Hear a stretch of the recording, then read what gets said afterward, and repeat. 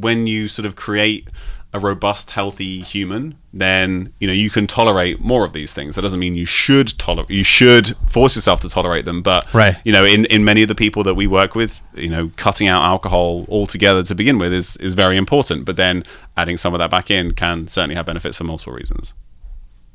Can we talk about CBD and THC? We both live in states where that's legal now. Yeah. And I can tell you, I first started doing CBD oil last year, and just to help out with sleep. I've heard people talk about, it's good for back pain and all this other stuff, and I found the curcumin is actually way, way better for back pain than the CBD oil was for me. Although I haven't tried the lotions and stuff like that. But then also THC and edibles, especially like the little spray or like a vape pen, before going to bed. I've found that helps me out a little bit with sleep if I'm struggling with sleep. So I know there are obvious upsides and downsides. I'd like to get some opinions on this. We actually have some data. We don't even need an opinion. And we were actually talking about this over breakfast. That's the kind of guys that we are. But so the interesting thing is that CBD on its own, based on the data that's available, should not help with sleep. So basically, when they've looked at it and they've given people CBD alone or CBD plus THC, the CBD alone can actually cause alertness, and it may be to do with how CBD and THC affect cortisol metabolism. There's some other stuff, the signal, the ways that they signal. So some people may sleep worse if they take CBD.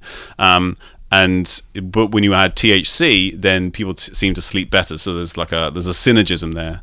However, I can say for personal experience that I've tried CBD alone before bed, and it certainly seems to help. It certainly does seem to help me sleep. And why that is, I actually don't know. I don't have a study to say this is why. I think there's going to be an interaction with all the other things that are going on in the gut. CBD has certainly been shown, to improve gut inflammation, gut health. I don't think that's an issue for me, but that's particularly in animal studies, and now it's being translated to, CBD is now being used for in cancer therapies and for epileptics, and they're starting to use it in people with inflammatory bowel disease. So can certainly have a number of benefits.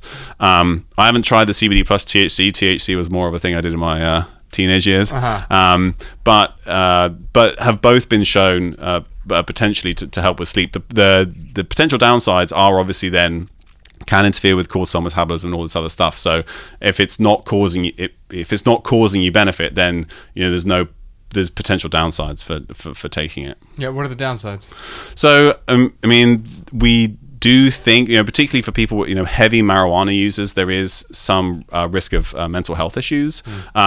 If that's coming from THC or other things, obviously the strength and the concentration of THC in marijuana has increased dramatically over the last few decades. So there's multiple factors at play there. If you're taking 10 milligrams of THC with 30 milligrams of CBD before bed, you're probably well under that risk threshold. But there are studies that show that it interferes with hormone metabolism, cortisol metabolism. So it's at the moment it's kind of a try it out and see if it benefits you. But equally, we roll back to our continuous message, which is, why aren't you sleeping in the first place? Right. You don't want to medicate yourself to sleep. You want to find out what it is that's causing your poor sleep in the first place. Similar to the melatonin supplements, where that can help, but that is a Band-Aid on it's a Band-Aid for you not having enough melatonin because you're exposing yourself to bright lights at night, or something like that. Right. And so I tend to microdose with it. The few times where I've done edibles where I get I can't do anything else besides eat potato chips today.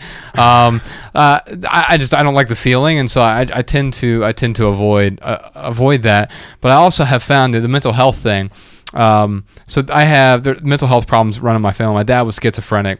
My brother was schizophrenic, killed himself, and so I know that's the reason I won't do psilocybin and other things, because there's a potential for even though I think I'm well past the age at this point where those symptoms would present themselves. I do notice that the couple times where I've tried that an edible that is this is too much.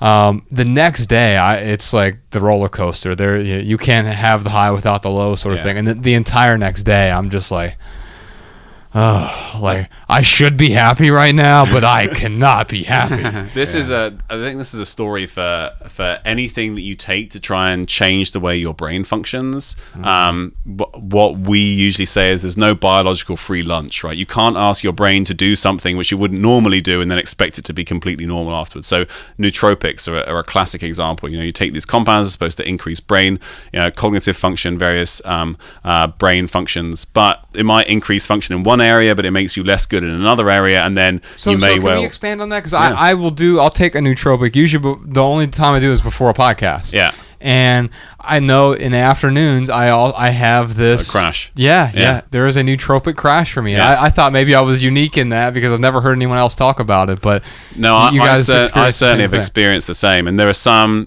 nootropics that are basically just like the kitchen sink, everything's in there, and it sort of like switches everything on, and you definitely notice a difference, but then you get a come down later. So I often likened it to taking MDMA, where you like switch everything on, you feel great, and then a few hours later you have this big come down. And it's not the same for everybody. Again, it's something that you have to experiment with yourself, but again, we go back to why isn't your brain functioning as you would like it to?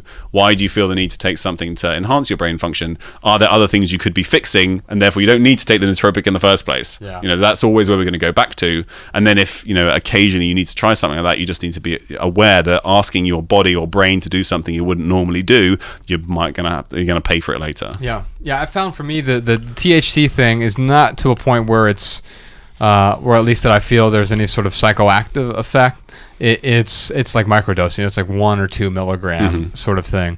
And the thing that helps me with the sleep is it prolongs the period where I stay asleep. Another thing that has really helped me, and I've had to get really sort of diligent about it, and I screw up still all the time. Water. I drink a lot of water during the day, but I stop at 5 p.m. I stop drinking liquids at 5, and that way I don't feel compelled to get up at 3:30 a.m. to pee. Which sometimes when that happens, I get up at 3:30 a.m. and I'm like, well, I'm up. I can't get back to sleep now.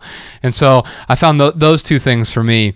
And the water is probably way more helpful than the THC, to be honest with you. So just something to think about. Any other words about THC? No, it's not something that really interests me, honestly. I'm far more excited about the stuff that's free, like sunshine. I'm very excited about, whereas pharmacological effects. A sunshine deficiency can definitely cause insomnia. So like you can fix that first before having to buy a supplement.